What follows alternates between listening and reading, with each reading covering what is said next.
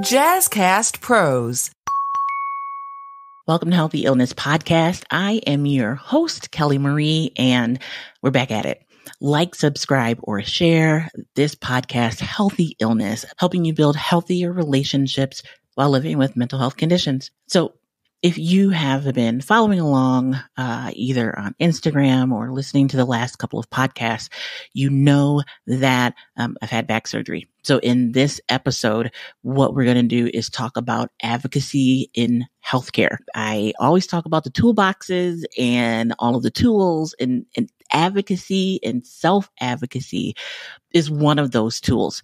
You will have 10 steps by the end of this podcast that you can use to better advocate for yourself and honestly for those you care about at the end.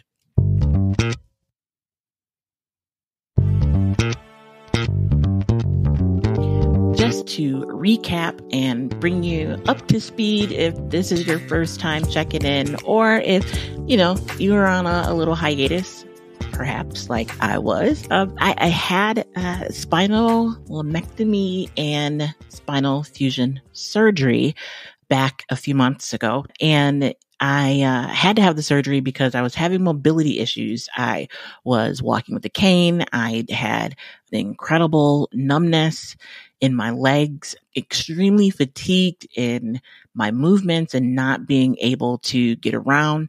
Right before the surgery, I actually could not drive. I had to work from home because I wasn't able to get up and get out of the house to drive into work. So I had spinal surgery, lumpectomy, where they removed some of the bone, and spinal fusion between my T1 and T3, which is like right below your neck is where your T thoracic spine starts. So T1 and T3, they took out the issue, which was around T2, and put in 2 rods and 6 screws so that my back could be stable, so that the pressure would be off of my spinal cord and I could have feeling in my legs again. And so some of the things that I've learned throughout this process, about healing, about setting boundaries, about what it means to advocate for yourself, right? I could not help but to share with you. And so that's what we're going to do today. I have 10 steps for you that I used, and I really believe they will help you, not just in an emergency, right? Like, everybody's not going to have back surgery. So it could be asthma. It could be a cold. It could be just your regular annual health issues. As we age, the body changes, and it's good to know what to do when those things start to happen. So step number 1, educate yourself. And you know what? Let me give you all the steps and then I'll dive deep. So educate yourself is number 1. Number 2, clearly communicate. Number 3, ask questions. Number 4, build a supportive healthcare team. Number 5, keep records. 6, be proactive. 7, seek second opinions. 8, engage in shared decision making. 9, understand your rights. And 10, utilize your support networks, friends and family. I encourage you to think about what your team currently looks like, what your personal health looks like, and, maybe ways in which you can grow and be more vocal if you haven't been in your healthcare decision making. All of this ties into mental health. It ties into physical health, being prepared and planning and understanding what's happening with you. And the option that you have is incredibly important when it comes to self-advocacy. So you want to, number 1, educate yourself. There are a lot of online tools out there. I would stick with reputable ones. So again, you can ask Google or Siri or Alexa what recommended websites are reputable websites, but you will tend to find that a reputable website will be a .gov, .gov, or a .org website. Understanding good information and misinformation is really important. So be sure that when you're in this education process that you are actually on good websites. Consult other medical professionals. And you can also join support groups in person. A lot of areas have support groups if you're going through something specific, as well as online groups. Facebook has a lot of support groups. If you go to national organizations, to their websites, they tend to have a support group information on their sites, be it in person or virtually. Great place to start. Number 2, clearly communicate. Now, when you are going through this process of discussing your healthcare issues and talking with your providers, you want to be clear and you want to be to the point about your symptoms, your concerns, and your questions. You want to describe your symptoms in detail and make sure you're giving a complete medical history. There are things that we don't even think are important, but when we leave information out, it does not give our healthcare providers the opportunity to really understand everything that's happening in our lives. So that would be inclusive of like taking supplements. If you do that, if you smoke, whatever it is you smoke, be honest with your healthcare team because it will help them better understand what's happening to you and to recommend the right next steps based upon your situation. Write this stuff down. Be clear and clearly communicate when you are talking to your healthcare professionals. Pro tip, you don't want to assume a diagnosis. So if you are doing your research and you're educating yourself, you want to make sure you're talking about the symptoms you're feeling. Don't suggest a diagnosis. Let the medical providers do what they do and determine what is actually happening. Number 3, ask questions. So in my case, I had some very visible signs and that something was going on either with my legs or with my back. And I needed to know what that meant, right? I got my MRIs, I had my x-rays. I was going to both the doctor and saw the neurosurgeon. And I wasn't quite sure. Like I heard the words, but the words they use are not just everyday English. I really don't know what they're talking about. So I had to, ask my doctor to be a little clearer. Like, what does that mean? I have an incredible physician, family physician. So she's really good at speaking in my language, letting me know exactly what stuff is, but she knows I like information. So she always gives me more info so that I can, leave there and dive deep and go online and get info and that kind of stuff. So it's okay to say, I don't understand what that word means. You're not a doctor. And guess what? Even if you are a doctor, you have your own specialty. You may not know what the neurosurgeon is talking about if you are orthopedic doc, So we all have our own languages and even within the commonality of a single language. So please do not feel bad if you don't understand something. One of the things that I did was I used my phone for taking notes. I had a notebook, and the issue with the notebook was that I would not have the notebook when it was time for my appointments. So I get to the doctor and know that I have a lot of questions, but I don't have the questions with me. So I switched to my phone. Most phones have a note-taking capability. You can download one if yours doesn't, but you should have a note taker somewhere on there. And I just wrote down all my questions there. I always have my phone with me, and I was able to just open up the phone, ask the questions. I can put their answers right in the chat or right in the note-taking software. And that way, when I get to some of the other steps like the healthcare team and my personal friends and family network, I still have all the information there to be able to share with them. So please ask questions. Number 4, build a supportive healthcare team.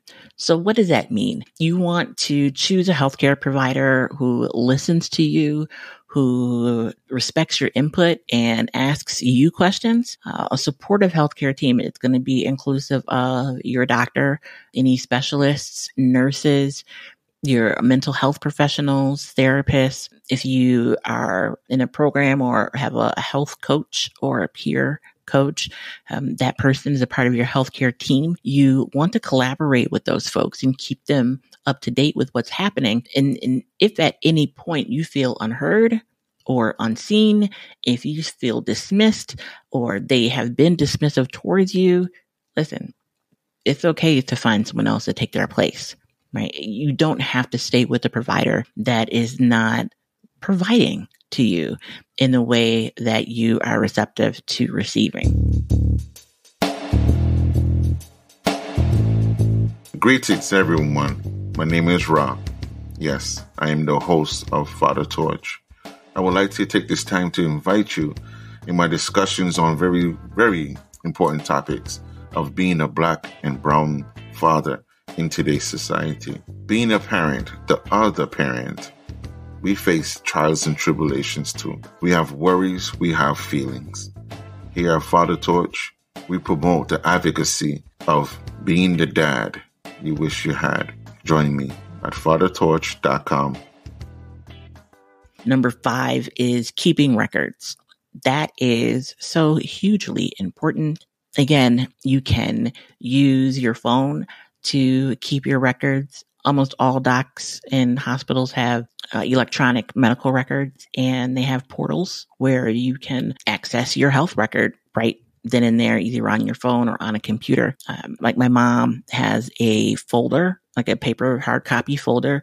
Mine is on my phone, but what I realized was I need to download that stuff and save it somewhere or print it out so that if anything happens to my phone, I have a backup copy.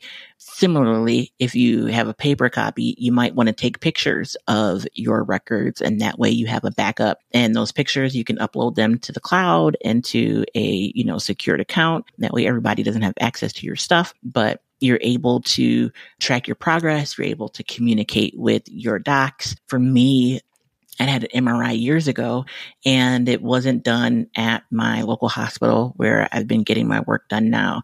And so we had to go back, get the records so that they could see the change in progress and what was happening in my back over the years. I needed to know when and where I went to get that MRI in order for them to be able to pull it and look at it. So having your records, not only for you, but for a loved one. So in my case, my health proxy, I have adult children, but my adult children are not my health proxy. My health proxy is a friend of mine who I know will ask questions of me to make sure that I'm getting all the information I need from the doctor so they can make the best decision for me if I'm unable. And also they will, do what I ask them to do. So that's actually a whole nother conversation, health proxy and what your next of kin has the legal ability to be able to do.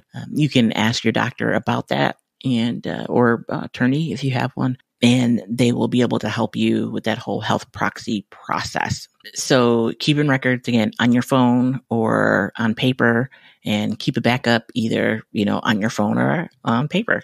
Number 6 is being proactive. Now, sometimes it's going to be reactive, right? You didn't know that there was an issue and you're going to the doctor because you're feeling something's painful or doesn't quite feel right, and that's okay. But I cannot stress enough the benefit to being proactive in your healthcare. Start today. We can't change yesterday, but starting today, you can be proactive in your health and your health care and getting your annual physicals and looking up what other therapies exist if there is an issue that you're going through. So be proactive and ask, go back to asking questions, ask your providers. You're being proactive, you're educating yourself, use that information to find out and ask if the therapies or solutions that they're recommending are the best ones for you. Number 7 is going to be seek second opinions. So if you have something complex or a significant diagnosis like I did, it is okay to seek a second opinion. They can give you insight. They can provide you with additional questions to ask. In my case, my health proxy, her aunt is a neuro nurse. And so we were able to talk to her, and she gave us a lot of information that I didn't have and gave me questions to ask my doctor. I was able to use the information that she gave us to make some other health decisions.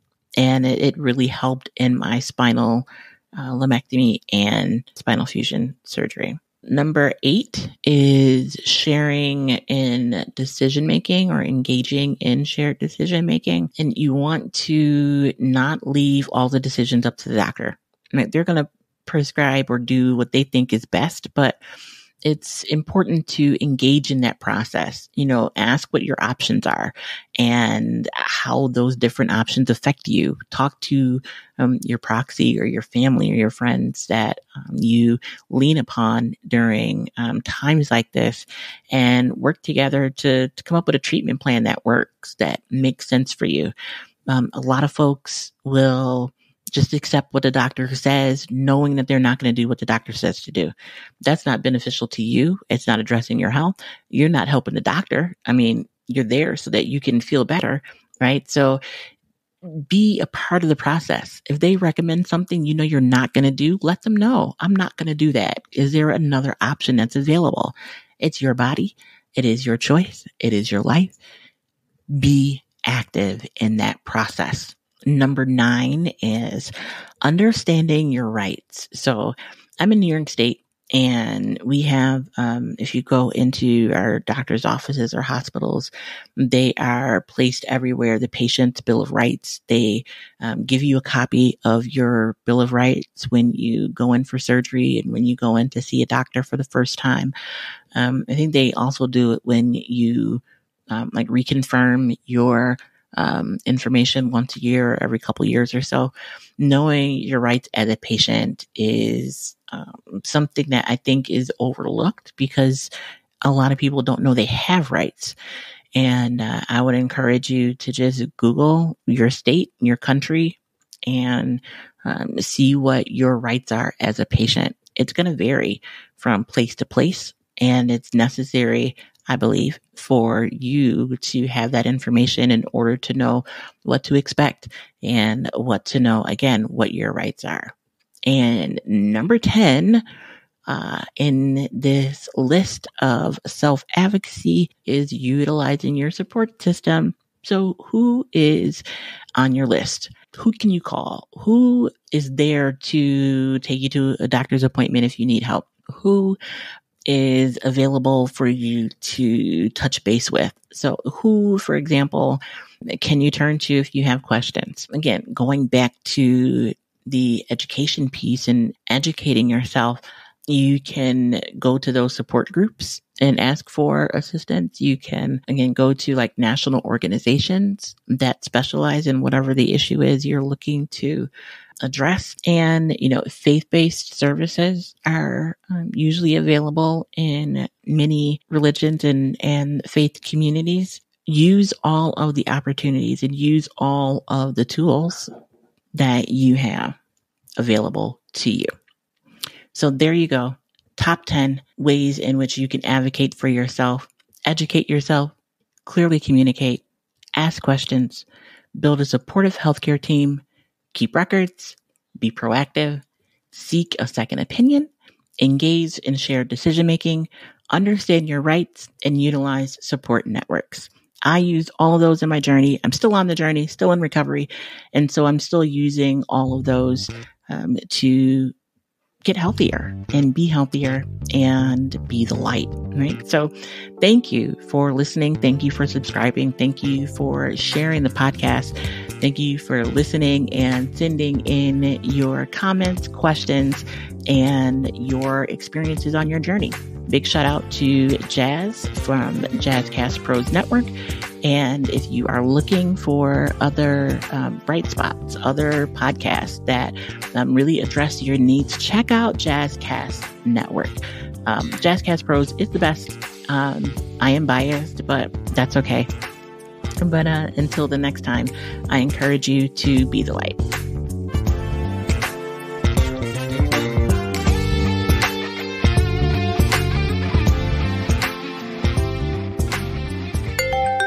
Jazzcast Pros.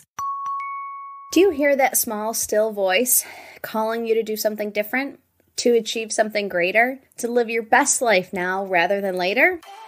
If you're a woman contemplating your next move, you've found the perfect podcast to empower your self-growth journey. Welcome to High Vibe Table Talks, the podcast to help you, the cautiously ambitious woman, remove mental barriers and take action now so that you can achieve your high vibe desires. I'm Rashawn, your high vibe curator, cheerleader, and accountability partner. As a wife, a mother, and an entrepreneur who recently quit my job to follow my dreams, I understand why you may be hesitant to throw caution to the wind and take that leap. The growth journey can be a roller coaster ride, filled with highs and lows, expectations and disappointments, fear of the unknown. But here at the High Vibe table, we take big dreams and break them into small action steps that can transform your life. This podcast was designed to lay it all out on the table. Your hopes, your dreams, your what-ifs, your regrets. Each week we'll have a conversation with women at different stages in their journey, realizing that while we don't all want the same thing, we can learn from each other's experiences. Every growth journey has a messy middle. You're not doing it wrong. As Robert Allen said, everything you want is on the other side of your comfort zone. With High Vibe Table Talks, we tackle the mental barriers and blocks that are preventing you from taking the next steps towards your high vibe. Subscribe to High Vibe Table Talks podcast on the Jazzcast Pros Network, available on podcast platform you're listening to right now. Pull up a seat for our first conversation on Wednesday, June 21st. It's high time you activated your high vibes.